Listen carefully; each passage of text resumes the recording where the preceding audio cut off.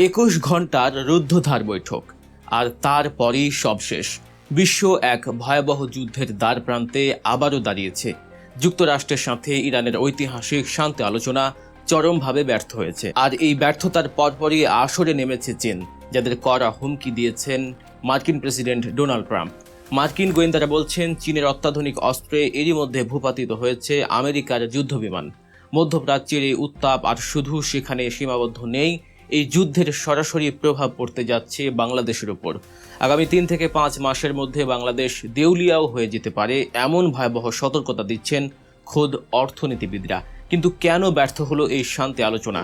কেনই বা ট্রাম্প চীনকে ধ্বংসের হুমকি দিচ্ছে? আর হাজার মাইল দূরের এই যুদ্ধে বাংলাদেশের অর্থনীতি কেনই বা ধ্বংসের মুখে দাঁড়িয়েছে? পাকিস্তানের রাজধানী ইসলামাবাদে অনুষ্ঠিত হয়েছিল যুক্তরাষ্ট্র ও ইরানের মধ্যকার বহুল প্রতীক্ষিত শান্তি আলোচনা।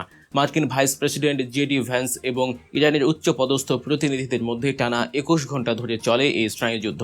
পুরো বিশ্ব তাকিয়েছিল এই আলোচনার দিকে, কিন্তু দীর্ঘ বিতর্কের পরও কোনো পক্ষই একমত হতে পারেনি। দুই দেশের প্রতিনিধিরাই খালি হাতে টেবিল ছেড়ে উঠে গেছেন। কিন্তু কেন এই আলোচনা ব্যর্থ হলো? এর পেছনে মূলত 3টি বড় কারণ রয়েছে।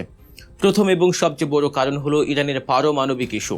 জেভি ভান্সের নেতৃত্বে মার্কিন প্রতিনিধি দল চেয়েছিল ইরান যেন চিরতরে তাদের পারমাণবিক অস্ত্র তৈরির কর্মসূচি বন্ধ করার প্রতিশ্রুতি দেয়। কিন্তু ইরান স্পষ্ট জানিয়ে দেয় তারা সাময়িকভাবে কিছু ছাড় দিতে রাজি থাকলেও দীর্ঘমেয়াদী বা চিরস্থায়ীভাবে পারমাণবিক কর্মসূচি বন্ধের কোনো চুক্তিতে তারা সই করবে না। আমেরিকার এই কঠোর শর্ত ইরান কোনোভাবেই মেনে নেয়নি। দ্বিতীয় কারণটি হলো অত্যন্ত গুরুত্বপূর্ণ হরমুজ প্রণালী। বৈশ্বিক জ্বালানি ও বাণিজ্যের অন্যতম প্রধান রুট এই হরমুজ প্রণালীকে যুক্তরাষ্ট্র সম্পূর্ণ উন্মুক্ত করার দাবি জানিয়েছিল, কিন্তু ইরান এই দাবিকে চরম অযৌক্তিক এবং তাদের সার্বভৌমত্বের উপর সরাসরি হস্তক্ষেপ বলে উড়িয়ে দিয়েছে।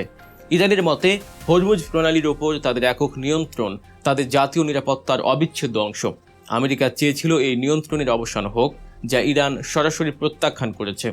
তৃতীয় কারণটি হলো যুক্তরাষ্ট্রের আধিপত্যবাদী আচরণ। টানা 40 দিনেরও বেশি রক্তক্ষয়ী এক যুদ্ধের পর আমেরিকা আলোচনার টেবিলে এমন সব শর্ত চাপিয়ে দেওয়ার চেষ্টা করেছিল যা প্রকারান্তরে ইরানের আত্মসমর্পণের সামিল। দীর্ঘ সংঘাতে নিজেদের ব্যাপক ক্ষয়ক্ষতি হলেও ইরান মাথা নত করতে রাজি হয়নি। এই আলোচনা ব্যর্থ হওয়ার পরপরই বিশ্ব রাজনীতির মোড় পুরোপুরি ঘুরে যায়। আলোচনার ব্যর্থতার দায়ভার ঘুরিয়ে দেওয়া হয় চীনের দিকে। মার্কিন প্রেসিডেন্ট ডোনাল্ড ট্রাম্প চীনের প্রেসিডেন্ট শি জিনপিংকে সরাসরি এবং অত্যন্ত কঠোর ভাষায় সতর্ক করে দিয়েছে। ট্রাম্প বলেছে, বেইজিং যদি তেহরানকে সামরিক সহায়তা দেওয়া বন্ধ না করে তবে চীনকে এর জন্য ভয়াবহ পরিণতি ভোগ করতে হবে। ট্রাম্পের এই হুমকির কয়েক ঘন্টার মধ্যেই মার্কিন সংবাদ মাধ্যম সিএনএন এক চাঞ্চল্যকর গোয়েন্দা তথ্য ফাঁস করে। সিএনএনের প্রতিবেদনে বলা হয়, যুদ্ধবিরতির এই সুযোগকে কাজে লাগিয়ে চীন গোপনে ইরানের সামরিক ভান্ডার পুনরায় গড়ে তুলছে।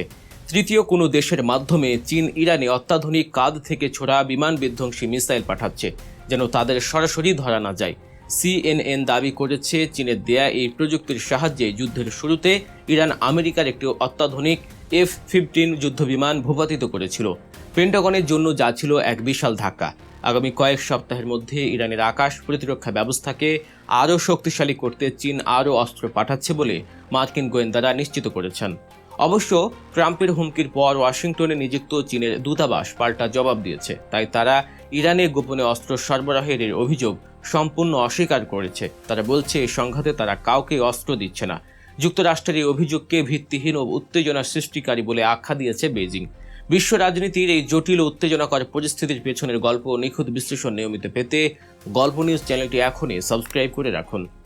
এখন সবচেয়ে বড় প্রশ্ন হলো, মধ্যপ্রাচ্যের এই সংঘাত এবং যুক্তরাষ্ট্র চীনের এই ছায়াযুদ্ধ কিভাবে বাংলাদেশকে খাদের কিনারায় ঠেলে দিচ্ছে? বাংলাদেশের অর্থনীতি মূলত 2টি বড় পিলারের উপর দাঁড়িয়ে আছে: তৈরি পোশাক রপ্তানি এবং প্রবাসীদের পাঠানো রেমিটেন্স। মধ্যপ্রাচ্যে যদি একটি দীর্ঘস্থায়ী যুদ্ধ শুরু হয়ে যায় তবে এই 2টি খাতই ভয়াবহ বিপর্যয়ের মুখে পড়বে। প্রথমত, যুদ্ধ দীর্ঘায়িত হলে পণ্য পরিবহনের প্রধান রুটগুলো, বিশেষ করে লোহিত সাগর ও হরমুজ প্রণালী অত্যন্ত অনিরাপদ হয়ে পড়বে। এর ফলে জাহাজে পণ্য পাঠাতে সময় লাগবে অনেক বেশি, আর পরিবহন খরচ বেড়ে যাবে বহুগুণ। এর সরাসরি নেতিবাচক প্রভাব পড়বে বাংলাদেশের তৈরি পোশাক খাতে। পশ্চিমা ক্রেতারা অতিরিক্ত পরিবহন খরচ এবং দেরির ঝুঁকি এড়াতে বাংলাদেশ থেকে মুখ ফিরিয়ে নিতে পারে। তারা অপেক্ষাকৃত দ্রুত ও কম ঝুঁকিতে পণ্য পেতে চীন বা ভিয়েতনামের দিকে ঝুঁকতে পারে। ফলে বাংলাদেশের প্রায় $40 বিলিয়ন রফতানি আয় দ্রুত তলানিতে নেমে আসার আশঙ্কা রয়েছে। দ্বিতীয়ত, যুদ্ধের কারণে মধ্যপ্রাচ্যের দেশগুলোর অর্থনীতিও চাপের মুখে পড়বে। সৌদি আরব সহ অন্যান্য দেশগুলো তাদের নিজস্ব অর্থনৈতিক ঝুঁকি এড়াতে বিদেশি শ্রমিক ছাঁটাই করতে শুরু করবে। এতে মধ্যপ্রাচ্যে অবস্থানকারী লাখ লাখ বাংলাদেশি প্রবাসী চাকরি হারিয়ে দেশে ফিরতে বাধ্য হবেন। ফলে দেশে রেমিটেন্স প্রবাহে এক বিশাল ধস নামবে। তথ্য ও সম্প্রচার মন্ত্রী জহিরুদ্দিন স্বপন সম্প্রতি এক অনুষ্ঠানে এই শঙ্কার কথা স্পষ্ট করেছেন। তিনি বলেছেন, যুদ্ধ দীর্ঘায়িত হলে বিদেশে কর্মী পাঠানো বন্ধ হয়ে যেতে পারে এবং প্রবাসীরা কর্মহীন হয়ে পড়তে পারেন। এর পরিণতি দেশের অর্থনীতির জন্য হবে মারাত্মক। আন্তর্জাতিক মুদ্রা তহবিল বা IMF এবং বিশ্ব ব্যাংকের মতো সংস্থাও বাংলাদেশকে সতর্ক করেছে। তারা বলছে, যদি রেমিটেন্স বা রপ্তানি আয় কমে যায় এবং দেশের অন্তত 3 মাসের আমদানি ব্যয় মেটানোর মতো রিজার্ভ না থাকে, তবে বাংলাদেশ খুব দ্রুত দেউলিয়া বা ডিফল্ট হয়ে যাওয়ার ঝুঁকিতে পড়বে। পরিস্থিতি কতটা ভয়াবহ হতে পারে তার একটি ভয়ঙ্কর চিত্র দিয়েছেন অর্থনীতিবিদরা। যদি প্রথম 30 দিনের মধ্যে রেমিটেন্স ও রপ্তানি আয় কমে গিয়ে ডলারের সরবরাহ কমে যায়, তবে টাকার মান ভয়াবহভাবে পড়ে যাবে। ব্যাংকগুলোতে নিত্য প্রয়োজনীয় পণ্য আমদানির জন্য LC বা ঋণপত্র খোলা প্রায় অসম্ভব হয়ে পড়বে। 60 থেকে 90 দিনের মধ্যে জ্বালানি তেল আমদানিতে বড় ধরনের বাধা তৈরি হবে। জ্বালানির অভাবে বিদ্যুৎ উৎপাদন ব্যাহত হবে, শিল্প কারখানাগুলো ধীরে ধীরে স্থবির হয়ে পড়বে। আর এই অবস্থা যদি 120 দিন বা 4 মাস পর্যন্ত গড়ায়, তবে দেশে নিত্য প্রয়োজনীয় পণ্য ও জীবন রক্ষাকারী ওষুধের তীব্র সংকট দেখা দেবে। জিনিসপত্রের দাম বা মূল্যস্ফীতি এমন এক পর্যায়ে পৌঁছাবে যা সাধারণ মানুষের ক্রয় ক্ষমতার পুরোপুরি বাইরে চলে যাবে। দেশের অর্থনীতি একটি অচল অবস্থায় নিপতিত হবে। সব মিলিয়ে যুক্তরাষ্ট্রের সাথে ইরানের এই আলোচনা ব্যর্থ হওয়া শুধু মধ্যপ্রাচ্য নয়, পুরো বিশ্বের জন্যই একটি অশনি সংকেত। আমেরিকা যদি ইরানের উপর আরও চাপ প্রয়োগ করে, তবে ইরান পুরোপুরি চীন ও রাশিয়ার ব্লকে ঢুকে যাবে। বিশ্ব রাজনীতিতে শুরু হবে নতুন মেরুকরণ। আর এই ভূ রাজনৈতিক টানাপোড়েনের মাঝখানে পড়ে বাংলাদেশের মতো উন্নয়নশীল দেশগুলোকে হয়তো দিতে হবে সবচেয়ে চড়া মাশুল। দর্শক, এমন সব আন্তর্জাতিক অজানা খবর ও গভীর বিশ্লেষণ দেখতে গল্ফ নিউজ চ্যানেলটি সাবস্ক্রাইব করতে ভুলবেন না। আপনার মতামত আমাদের জানান কমেন্ট বক্সে। দেখা হচ্ছে পরবর্তী ভিডিওতে। সে পর্যন্ত ভালো থাকুন, সুস্থ থাকুন, গল্ফ নিউজের সাথেই থাকুন। আল্লাহ হাফেজ।